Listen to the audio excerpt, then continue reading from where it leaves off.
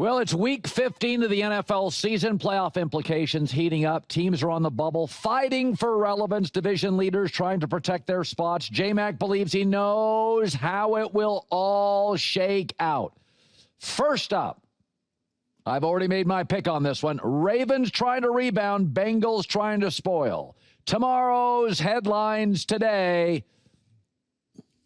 Ravens at the Bengals. Yeah, it's just tough. A couple themes this weekend. Rematches are big. I'm betting on a lot of coaches who are dominant in December. This is a tough one. Ravens, Bengals, a rematch from Thanksgiving. The headline will be Lamar and order. Defense rests, offense restores AFC. Now, again, everybody out there saying basically the same thing. Baltimore's broken. Lamar's slow. Warren Buffett, the great investor. Hey, everybody's fleeing. That's the time to jump in. I'm trying to buy Baltimore low here. Okay. I do believe we see a better effort than what we saw on Thanksgiving. Colin, I went back and read that game. 5 turnovers by the Ravens against the Bengals, who I believe at the time were the worst defense in the league. I went and looked in, and they were up 7-6. Isaiah Likely about to score, fumbles out of the end zone. So instead of 14-6, Bengals get the ball back. Then Lamar fumbles at his own 15. He had a rough game on Thanksgiving. I don't know, maybe he ate too early. I don't know what was going on. Then he had the red zone pick. I don't think they'll play that poorly. Bengals, we'll see. I don't know what to expect with this Joe Burrow, these comments. Do you think that impacts the locker room at all? Because Jamar Chase was like, wait, what? He said what? And I just wonder if there's any trickle down from Burrow's comments. I think his frustration is sending a message to the owner. Up top. Yeah. All right, well, I'm going Ravens. 2.5, I'll take them. I think Baltimore wins by a field goal. Tomorrow's headlines today. Lions at the LA Rams right here on Fox. Great game at SoFi. This is one where the coach, to me, is everything. I think this will be a phenomenal game. The headline for Rams-Lions will be X-Lax. Lions soil selves facing former quarterback. Listen, I know it's a great rah-rah spot for Jared Goff and Dan Campbell. Hey, nobody respects us. We're huge underdogs. We're a great team. We were almost in the Super Bowl last year. Just pump the brakes. I'm worried about Detroit in this one. Colin, for starters, McVay, 27-11 in December in his career. You know what that means. Hey, we got the full season of data. I can make adjustments to my team. My defense adjusts. These smart young coaches, man, him and another one we'll get to shortly. December, they're lights out. Now I look at Detroit's injury situation. I'm sure you saw that Terrion Arnold, he's done for the season. But Kirby Joseph, they announced today, doesn't look like he's coming back. So I look at who's going to backfill Joseph. And it's a young kid, that was played like 70 snaps, but now he's going against Puka and Devontae Adams and the McVay schemes. The Rams, in their last 7, have scored over 30 points 5 times. Yeah. This offense is clicking. I don't see how the Lions get stops. I think it gets ugly. Give me the Rams. Tomorrow's headlines today, a quietly interesting team that's certainly getting better on both sides. The stats tell you that. Yeah. Panthers at the Saints on Fox. Especially what went down last night. This is a massive game. Huge game. Listen, I know it's not great teams, but this is fascinating. It's a real moment for the Panthers. Another rematch. The headline for Panthers Saints will be enter the Bryce age.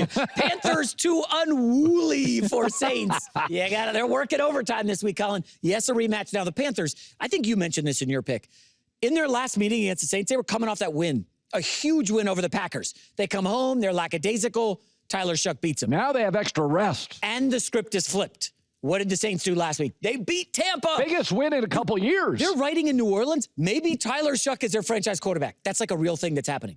I don't think he's thrown for 200 yards in the last 3 games. Now, they're playing better, but I think the Panthers are the better team. Big thing in the injury report. J.C. Horn, top cornerback, he's back. 2 other defensive starters back from injury. And the Panthers' defense is massively improved from last year. And Dave Canales doing wonders with Bryce Young. I like the Panthers here. I know it's a little bit of a chalky, Panthers haven't been favored and won a game since 2021. Risky. Give me Carolina. Tomorrow's headlines today. This should be a really good game. Green Bay Packers playing well, healthy now at receiver against the Broncos. Yeah. I mentioned coaches. You want to know how LaFleur's done in December? 21-4. Wow. He's unbelievable. Wow. The headline for Packers Broncos will be Mile High? More like Mile Sigh. Parsons pops Bo's balloon. I mean, listen, and I joke about ChatGPT, but you can jump in there and get decent breakdowns on what these coaches want to do schematically. And everything Vance Joseph and the Broncos do LaFleur does better. I mean, Joseph wants to match up man-to-man on the outside. That's not good against Watson and Jaden Reed. Watson's on a heater. And by the way, Jordan Love is a really good deep ball thrower. Yeah, and listen, Patrick Surtain is excellent. He's Defensive Player of the Year last year. He's had his moments where he's gotten cooked. Go look at that Colts game. And I looked, Colts ran up and down the field against them. Go look what Jackson Dart did to the Broncos defense. And I know they've had some injuries. Bo Nix has also struggled, Colin, mightily against zone. Because guess what? His legs are not as effective because the defenders are facing you. Green Bay can get home with 4. I don't think Nix has avenues to run. The backup running back with Dobbins out, he's all right. I'm sorry. I'm on the Packers here. Favorite on the road. Finally, tomorrow's headlines today, the 4th game that you and I at least agree in picking, Colts and Phillip Rivers. Well, I'm waiting for Rivers to officially be the starter. Listen, I don't like to give out double-digit favorites. I passed you and on I both passed. Yeah, I passed on the Texans. I mean, that's an unbelievable bet this weekend. But for Seahawks Colts, the headline will be in a van down by the rivers. Old man doesn't inspire Colts. A little Matt Foley action Saturday Night Live. Sam Darnold as a favorite, Colin, of 6 or more, 11-0. Straight up. Say it again. Sam Darnold is a favorite of 6 or more, 11-0 straight up. That is a closer. He's like Tiger Woods with a helmet. I'm just telling you guys, like, this could get ugly fast. I looked at the Colts secondary. So Kenny Moore's pretty good. Sauce Gardner out. Charvarius Ward, 3rd concussion. Season over. Oh. I look, they got a 7th-round pick backing up now. Like, who's going to match up with JSN? They're going to target. I mean, this, again, you never know what's going to happen. DeForest Buckner, he could come back, but it doesn't look like it. Colts are just beat up. That team, did you see the Daniel Jones post about, hey, man, it's been a great season. I'm done. He's like sad. The vibes are just not good around the Colts right now. I know Phillip Rivers can try. You know, he's got the double chin. It looked like he ate a couple donuts this offseason. Yeah. I don't see him moving well against Seattle. I picked their number here. I think Seattle wins easily. You know, it is the Sam Darnold.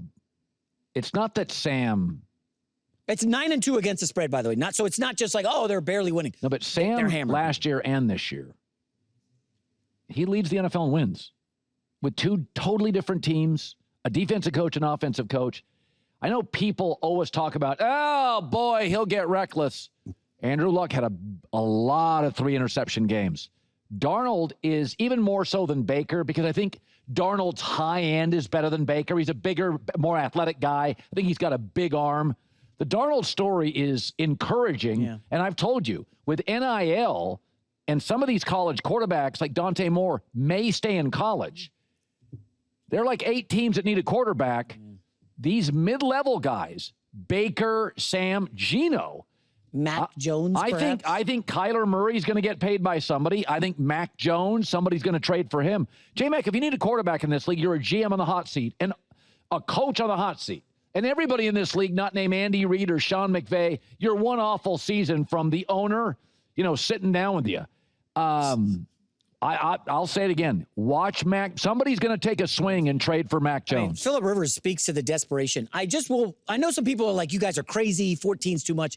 Just remember when Joe Flacco came off the couch, his first game, disaster. Okay. Josh Dobbs can come out of NASA or wherever he was, and he could, because he's running around and making plays. These guys are statues in the pocket. The speed of this game, it's going to be too much for Rivers, man. And I like Rivers. He'll probably do fine in a couple weeks, but this is a terrible spot. I don't even think he should start. Outside of Houston, could you face a worse team than the aggressive, young, athletic Seahawks? By the way, Arizona's facing Houston. Their left tackle just ruled out. Paris Johnson. That was a game I thought, I don't like taking big favorites. Yeah. That's why I took the under on this game. I think Seattle wants to get out clean, fast, no injuries, Rams around the corner.